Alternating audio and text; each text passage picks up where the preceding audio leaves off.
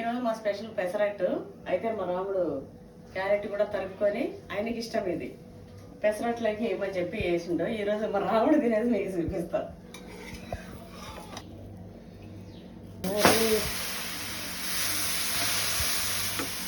అవును కానీ రాముడు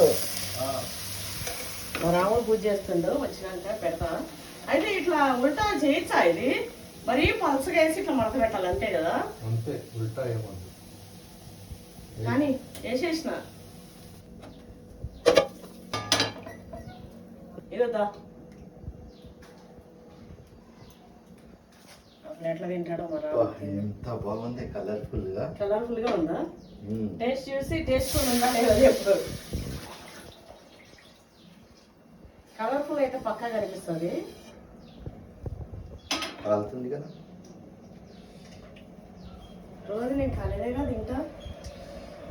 ఇప్పుడు పలసగా వేస్తా. నాకు పెళ్ళి అయ్యేటప్పటికి వంటలే రావు తెలుసా అండి. 15 ఏళ్ళు కాగానే చేసుకోండు ఏడసి. తర్వాత నేను ఎట్లా చేసేది తింటాడు మా రాముడు. ఇక ఒక్క గంట వేసి పలసగా చేయాలి కదా, అని మడత పెట్టేసేయాలి.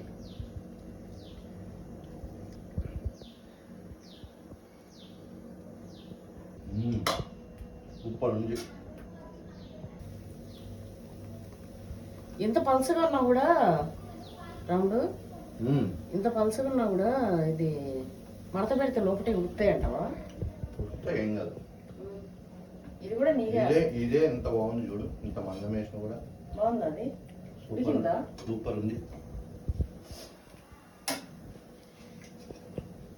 రోజు ఇట్లా చేయొచ్చు కదా. నువ్వు ఏది అడిగితే చేస్తావు కదా. రోజు అంటే రోజు పెసరట్టు తింటావా ఏమన్నా? రోజు అంటే వారానికి 2 సార్లు. వారానికి 2 సార్లు చేయలే మరి. ఏ పొట్టు జోరుగా పెట్టినావు.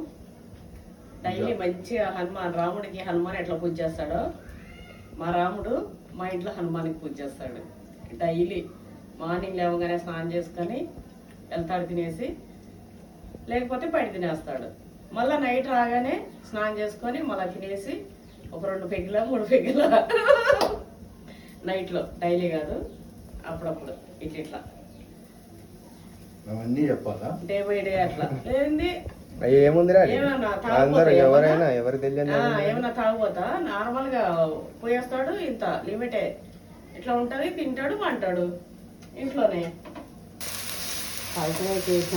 కానీ మా రాముడు నా లెక్క అగ్గడం అక్కడ తినడండి. మంచిగా ఇట్లా వాళ్ళకు టేస్ట్ ఎట్లా బాగుంది. అయితే సూపర్ ఉంది.